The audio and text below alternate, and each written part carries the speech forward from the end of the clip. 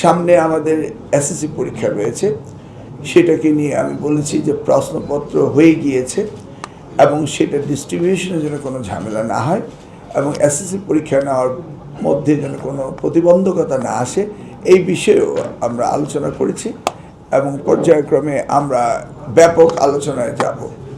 ইতিপূর্বেই অনেক কিছু ঘটেছে যা ঘটার নয়। মব করে পরীক্ষা বন্ধ করে দেওয়া, অটো পাস নেওয়া, এগুলি কখনো কাঙ্ক্ষিত ছিল না। হয়েছে, কেন হয়েছে সেটা নিয়ে আর আমরা পুরনো গল্পে যাব না।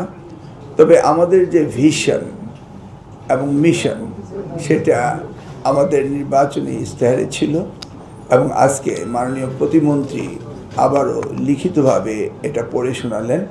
আমরা সেটাকে সামনে রেখে আগামী দিনের শিক্ষা ব্যবস্থাকে আমরা যুগোপযোগী করব, এটাই হচ্ছে আমাদের সংকল্প।